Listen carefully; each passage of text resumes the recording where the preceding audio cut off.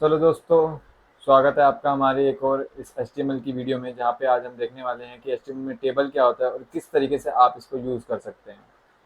So last video में हमने यहाँ पे देखा था जस्ट कि आपने नेस्टिंग लिस्ट किस तरीके से बना सकते हैं। जिन्होंने देखी होगी उन्हें पता होगा, और कहाँ कहाँ उसका यूज़ कर सकते हैं। तो आज हम देखते हैं यहाँ पे टेबल टेबल किस तरीके से बनती है। तो आइए देखते हैं। जो टेबल का यूज होता है वो अरेंज डेटा को अरेंज करने के लिए यूज किया जाता है। एक रोज और कॉलम में, रो होती है और कॉलम होते हैं। रो आपका इस तरीके से चलते हैं नीचे की तरफ, और कॉलम आपका साइड बाय साइड चलते हैं। तो इस तरीके से आपका ध्यान रखिएगा। कई लोग बहुत कंफ्यूज होते हैं कि रो और कॉलम क्या होता है। तो वो इस तरीके से वर्क करता है। जैसे आपने माइक्रोसॉफ्ट की एक्सेल देखी होगी या माइक्रोसॉफ्ट वर्ड देखा होगा, तो उस तरीके से आपको दिखेगा ये। इसका यूज़ किया जाता है कि स्ट्रक्चर फॉर्मेट में डेटा को शेड्यूल करने के लिए, रिपोर्ट्स बनाने के लिए, एक्सेट्रा। और भी आप इसके लिए बहुत कुछ कर सकते हैं।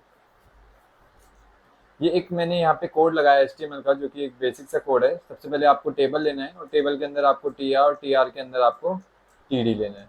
TD का मतलब होता है टेबल डेटा, TR का मतलब होता है टेबल रो। और रो के अंदर आपको जितने कॉलम चाहिए उतनी बार आपको यहाँ पे TD लेना है। तो मैंने इसका यहाँ पे डेफिनेशन आपको बता रखी है यहाँ पे, कि जो TR है वो टेबल रो होता है, और TD जो होता है टेबल सेल या टेबल डेटा भी आप इसे यहाँ पे बोल सकते हैं। इसी तरीके से यहाँ पे एक टेबल हेडिंग भी आता है, जो कि बोल्ड कर देता है टेक्स्ट को और सेंट्रलाइज कर देता है ऑटोमेटिकली। आपको कुछ करने की जरूरत नहीं होती, सिर्फ TH लिखना है आपको। टेबल हेडिंग जिसे हम यहाँ पे बोलते हैं, ये जनरली हेडिंग के पार्ट के लिए होता है। जैसे मान लीजिए आप टेबल बना रहे हैं डेटा स्टोर करने के लिए, नेम, एज और जो भी आप स्टोर कर सकते हैं। तो इसी तरीके से नेम को मैंने क्या करा, यहाँ पे TH में डाल दिया। इसी तरीके से एज को भी क्या करा, TH में डाल दिया। तो ये क्या हो जाएगा, बोल्ड हो जाएगा और सेंट्रलाइज हो जाएगा। अभी हम देखेंगे VS कोड में, तब आपको और ज़्यादा अच्छे समझ में आएगा। यहाँ पे आपके पास कुछ टेबल के एट्रीब्यूट्स होते हैं। जैसे सबसे पहले आता है बॉर्डर। बॉर्डर में क्या करते हैं, add border to the table. Table में जो है बॉर्डर ऐड ऑन कर देता है चारों तरफ से। Cell padding.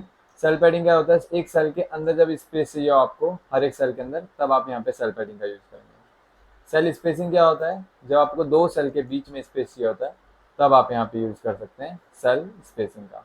सो आइए एक बार हम इसे VS कोड में चल के देख लेते हैं प्रैक्टिकली कि किस तरीके से आप इन सबका यूज कर सकते हैं। सबसे पहले आपको टेबल बनाने के लिए टेबल टैग लेना ज़रूरी है। एंड टेबल के अंदर आपको TR लेना है, एंड TR के अंदर आपको TD लेना है। फॉर एग्जांपल नेम, इस तरीके से लेना है। एंड देन इसके अंदर एक और TD लेना है, फॉर एग्जांपल एज। एंड इसी तरीके से आपको एक और ले सकते हो आप यहाँ पे। मैं इसको एक और ले लेता हूँ, लाइक ईमेल। जो भी आप लेना चाहते हैं वो सब आप ले सकते हैं यहाँ पे। और इसी तरीके से आप दोबारा से एक TR क्रिएट कर देंगे, एंड TD, एंड नेम के बाद यहाँ पे आ जाएगा आपका, फॉर एग्जांपल कुछ भी आप डाल सकते हैं। लाइक मैं दीपांशु ले लिया। इस तरीके से यहाँ पे मान लीजिए एज डाल दी 19। मैंने यहाँ पे ईमेल डाल दी deep@gmail.com। जस्ट इस तरीके से आप और भी डेटा यहाँ पे लगा सकते हैं। तो आप इसको सिंपली डुप्लीकेट कर सकते हैं अगर आपको मल्टीपल डेटा चाहिए तो। अभी क्योंकि हमें तो जस्ट देख रहे हैं बना के, जब आपको एक्चुअल में चाहिए होगा तो आप कितनी रो और कितने कॉलम ले सकते हैं, वो आप यहाँ पे सिंपली आपको डालना है। अब इसे राइट क्लिक करके आप ओपन विद लाइव सर्वर करेंगे।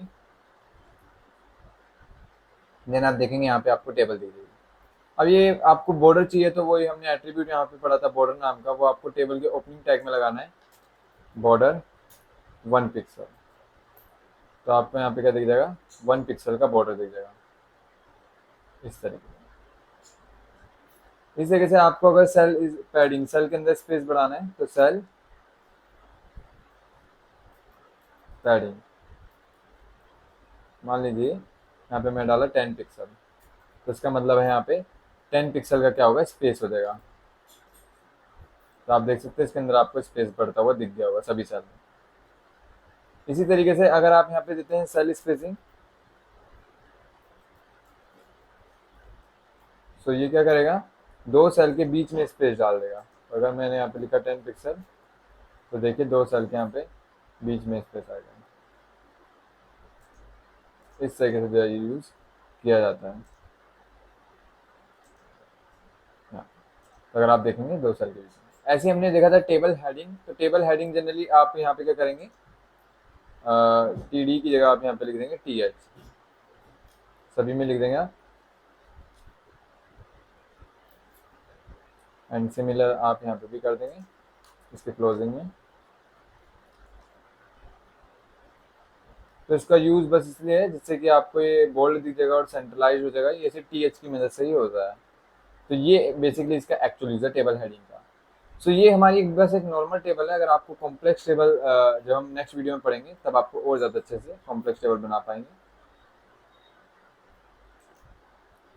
सो आई होप आपको वीडियो पसंद आई हो। वीडियो को अगर पसंद आई हो तो वीडियो को लाइक कीजिए, चैनल पर अगर पहली बार चैनल को सब्सक्राइब कीजिए। मिलते हैं नेक्स्ट वीडियो में।